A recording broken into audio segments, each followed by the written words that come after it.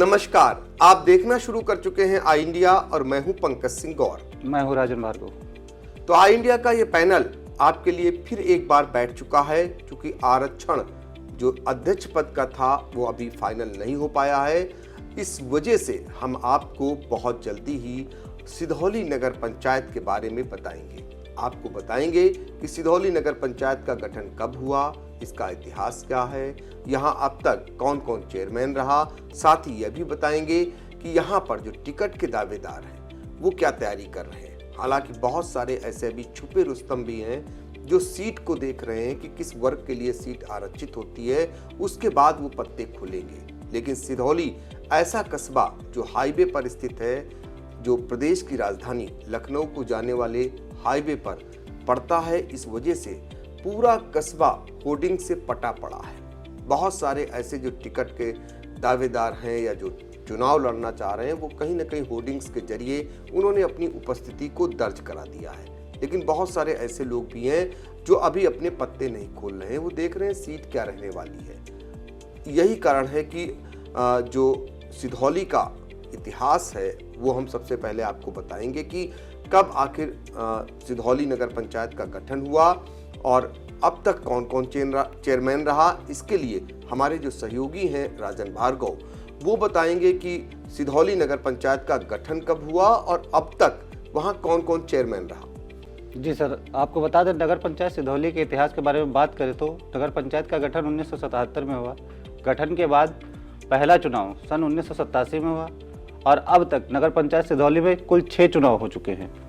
वर्ष 1987 में जब नगर पंचायत का अध्यक्ष पद का चुनाव हुआ, तब सिधौली के प्रथम चेयरमैन के रूप में डॉक्टर अवधेश श्रीवास्तव निर्वाचित हुए। इसके बाद पश्चात लगभग 3.5 साल के कार्यकाल के बाद डॉक्टर अवधेश श्रीवास्तव को अविश्वास का सामना करना पड़ा। इसके बाद इस सीट पर एसडीएम जो थे उस समय के, वो प्रशासक रहे और लगभग 7 वर्ष तक यह सीट प्रशासन के सुपुर्द रही। वर्ष 1997 में चर्चित चेहरा उमा शंकर मिश्र चेयरमैन निर्वाचित होते हैं, फिर लगातार 3 पंचवर्षीय नगर पंचायत सिधौली के अध्यक्ष बने रहते हैं। वर्ष 2012 में जब सीट का आरक्षण बदलकर ओबीसी होता है, तब नगर पंचायत में सभासद रहे गंगाराम राजपूत उमा शंकर मिश्रा के आशीर्वाद से अध्यक्ष पद पर आसीन दावेदारी पेश करते हैं। सरल व सौम्य स्वभाव होने के कारण पहली बार गंगाराम राजपूत अध्यक्ष बन जाते हैं। वर्ष 2017 में इस सीट का आरक्षण बदलता है और यह सीट महिला सामान्य हो जाती है। इस सीट पर गंगाराम राजपूत की पत्नी मीना राजपूत अपने गुरु की पत्नी गीता मिश्रा को हराकर अध्यक्ष निर्वाचित हो जाती है। जी बिल्कुल। तो ये है वहाँ का इतिहास, यानी सिधौली नगर पंचायत का कब गठित हुई, 1977 में गठन होता है। और यहाँ पर सबसे बड़ी बात जो निकल करके ये आ रही है, उमा शंकर मिश्रा लंबे समय तक यहाँ चेयरमैन रहे। शुरुआत दूसरे ने की, लेकिन उमा शंकर मिश्रा का कार्यकाल सबसे ज्यादा रहा।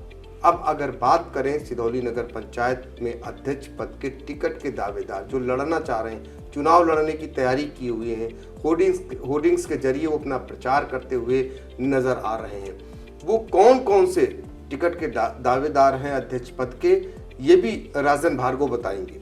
जी, सिधौली नगर पंचायत के अध्यक्ष जो मौजूदा अध्यक्ष हैं मीना राजपूत, वो भाजपा समर्थित मानी जाती है। लेकिन इनके करीबियों की माने तो एक बार ये फिर से निर्दलीय चुनाव लड़ने की तैयारी में है। लंबे समय तक नगर पंचायत अध्यक्ष रहे स्वर्गीय उमा शंकर मिश्रा की पत्नी गीता मिश्रा फिर एक बार सामान्य सीट होने की स्थिति में निर्दलीय रूप में लड़कर मीना राजपूत से अपना हिसाब किताब चुकता करना चाह रही है। निर्दलीय रूप में चुनाव लड़ने की तैयारी में सिधौली बार एसोसिएशन के पूर्व अध्यक्ष रामपाल भार्गव की भी है। सिधौली में कभी उमा शंकर मिश्रा, गंगाराम राजपूत और रामपाल भार्गव तिगड़ी जो थी वो चर्चित हुआ करती थी। समय का चक्र घूमा, आज तीनों एक दूसरे के विरुद्ध चुनावी ताल ठोकने के फिराक में हैं।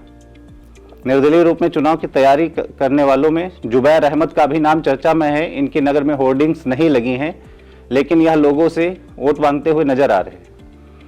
सिधौली नगर पंचायत अध्यक्ष की सीट ओबीसी के लिए यदि आरक्षित होती है तो पुराने सपा नेता आरसी यादव के बेटे सुरेंद्र यादव, जो वर्तमान में नरोत्तम नगर दक्षिणी से सभासद हैं, वह अभी अध्यक्ष पद के लिए ताल ठोकते हुए नजर आएंगे। जी, अब इसके बाद अगर नहीं तो निर्दलीय रूप से हो गए और इसके बाद अगर बात करें तो भारतीय जनता पार्टी चूंकि सत्ता में पार्टी है, ऐसे में सत्ता से टिकट पाने वालों की जो है लंबी लाइन लगनी स्वाभाविक है, तो उनमें कौन कौन से हैं? जी सर, आपको बताना चाहेंगे कि भाजपा से जो टिकट चाहने वाले हैं, इनमें प्रशांत तिवारी का नाम सामने आ रहा है। प्रशांत तिवारी हिंदुस्तान किसान मंच के अध्यक्ष रहे हैं, अन्ना हजारे आंदोलन का हिस्सा भी रहे थे, एबीवीपी में काम कर चुके हैं। और इसी क्रम में पीयूष शुक्ला गोपाली का भी नाम प्रमुखता से सामने आ रहा है। यह सिधौली विधायक मनीष रावत के करीबी माने जाते हैं। पीयूष शुक्ला की मां विद्यावती शुक्ला पूर्व ब्लॉक प्रमुख सिधौली रही है और इनके पिता सिद्धेश्वर शुक्ला पुराने कांग्रेसी रहे हैं।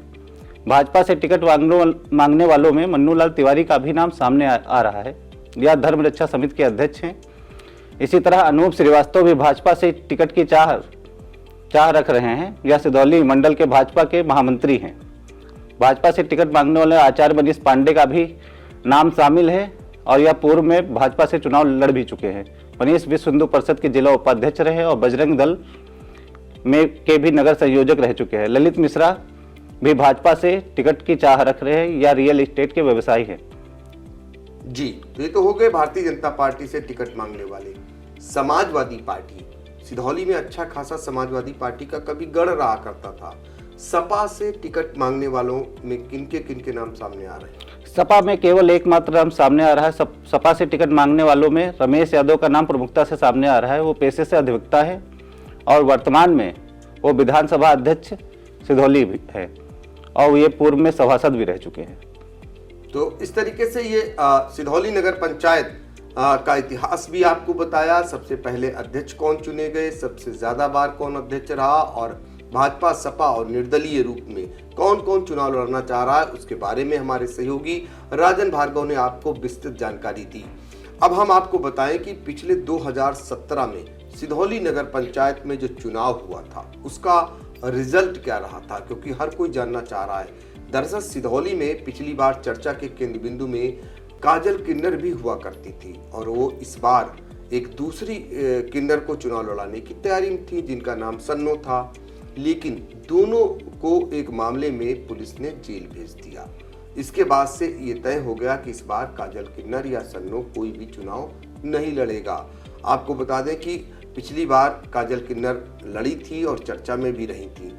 कुल यहाँ पर अगर बात करें तो सिधौली नगर पंचायत जो अनारक्षित महिला के खाते में ये सीट थी, यानी इस वर्ग के लिए आरक्षित थी, तो यहाँ पर 6 प्रत्याशी मैदान में आए थे और जो सबसे इसमें मीना राजपूत जो मौजूदा चेयरमैन हैं, उनकी अगर बात करें तो वो 5,709 वोट पाई थी। एक बड़ी संख्या कही जाएगी, बड़ा मत कहा जाएगा, क्योंकि जिनको उन्होंने हराया उनके ही गुरु की पत्नी थी गीता और उनको सिर्फ 3,966 मत मिल सके थे। तो जीत हार का अंतर था वो काफी था। और ये भी अपनी खास बात ये थी कि गीता मिश्रा जो है वो जमानत नहीं बचा पाई थी, ये बड़ी बात थी। इसके बाद नहीं, इनकी जमानत नहीं गई थी, माफ करिएगा, यही एकमात्र ऐसी थी जो जमानत बचाने में सफल हुई थी, यानी गीता मिश्रा। इसके अलावा अगर बात करें काजल किन्नर की, तो काजल किन्नर ये जो है ये भी वोट 1,414 पाई थी, जो मायने रखती हैं कि इतने वोट ये पाई थी। इसके बाद एक मंजू पांडे, इनको जो वोट मिले थे वो 1,160 वोट मिले थे और बिमला यादव, इन्हें भी 1,139 वोट मिले थे। इसके बाद चंपा देवी को सिर्फ 148 मत हासिल हो सके थे। तो इस तरीके से ये वहाँ का हाल था जो पिछला चुनाव था। इस बार फिर से कई जो पिछली बार चुनाव लड़े थे वो फिर से आमने सामने आने की फिराक में है। बस सभी इंतजार कर रहे हैं आरक्षण का। जैसे ही आरक्षण आता है उसके बाद स्थिति क्लियर हो जाएगी कि कौन लड़ सकेगा और कौन नहीं लड़ सकेगा। और फिलहाल सिधौली नगर पंचायत का ये पूरा जो वीडियो कैसा लगा आपको, हमें ज़रूर बताइएगा कमेंट के जरिए। और नगर निकाय से जुड़ी हुई हर एक खबर को देखने के लिए आई इंडिया देखते रहिए। धन्यवाद। दर्शकों के प्यार से बनी बात, मिला 80,000 सब्सक्राइबर्स का साथ। कम समय में 1.5 करोड़ से भी अधिक दर्शकों ने देखा आई इंडिया।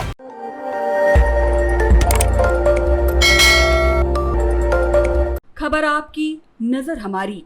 देखते रहिए आई इंडिया।